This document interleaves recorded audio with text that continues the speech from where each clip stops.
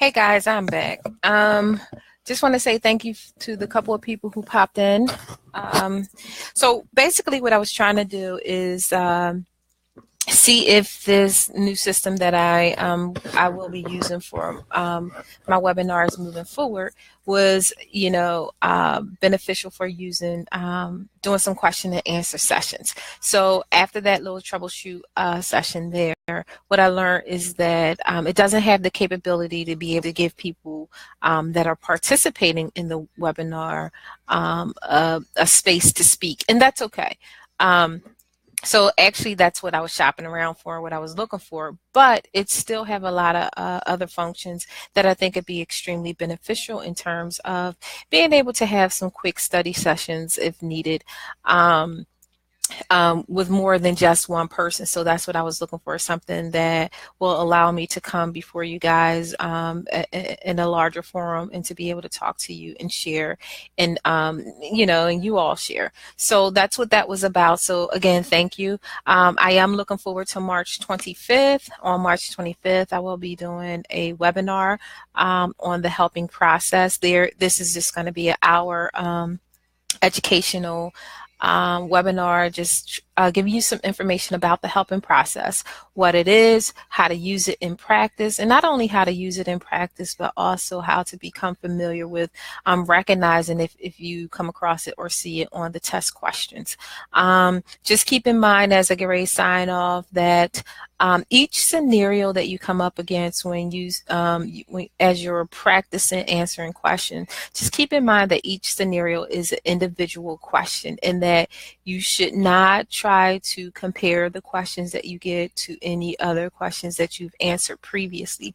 They're all individual questions. So the ASWB has designed the questions to be delivered in three types of formats. One is recall, two is application, and three is reasoning. So the first type of question, recall, this pretty much just test your basic knowledge, what you can remember, what you've internalized, your ability to retrieve that information that you've learned over the years and be able to apply it in practice if you see a situation. What can you recall about that? The second one is application. This is testing your ability to apply the skill and knowledge that you have in practice. So how are you applying different techniques and therapeutic and clinical interventions in practice? So if you were to see a question and there's a situation that requires you to be able to apply skill and knowledge, can you do that and can you recognize that?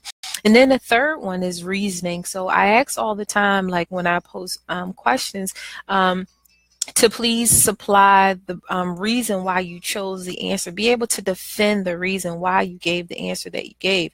And whatever your reason for coming up with the answer, that's fine. But you want to be able to critically look at a question and give a rationale, give an explanation for why you chose the answer the way that you chose the answer. And so these three different things is very important. And this is what the ASWB is looking for.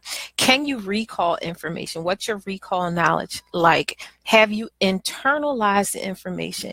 That information is the KSAs, the content that is given on that outline. The second, can you apply the skill and knowledge that you have as a social worker in practice? So if you see a situation, you see a scenario, are you able to take the knowledge that you have and use the skills that you have and apply it in practice? And three, reasoning. Can you give a rationale and a good clinical explanation as to why you chose the answer that you chose and why you came up?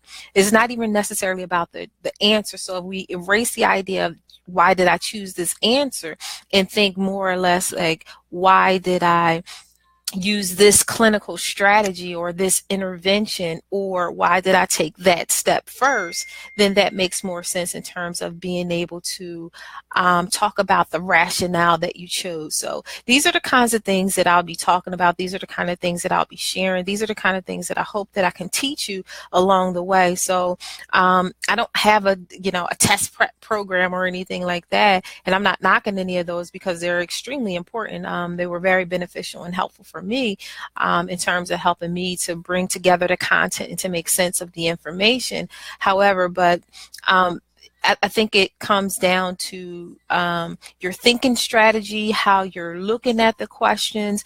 Why are you doing what it is that you're doing, and do you have a healthy understanding of the processing that you're taking?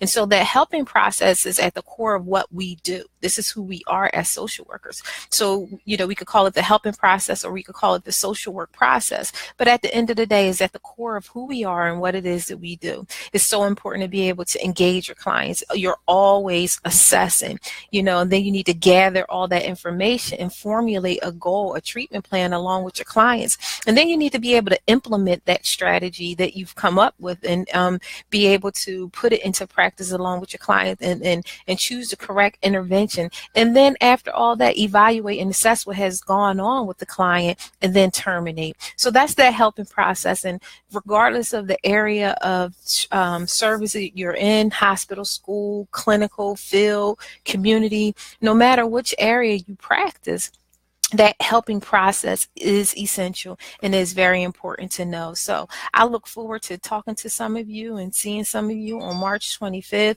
If you haven't seen the link, scroll through the group, go to the link, select it, go ahead and register, and I'll see you on March 25th. I'll probably actually be back on live again before then, just to talk to you all a little bit more about, what I'm looking to do and what I hope to do. But just continue to provide me with your support. I continue to give you my support, and I'm looking forward to creating more social workers as we move forward. Have a great evening. Good night.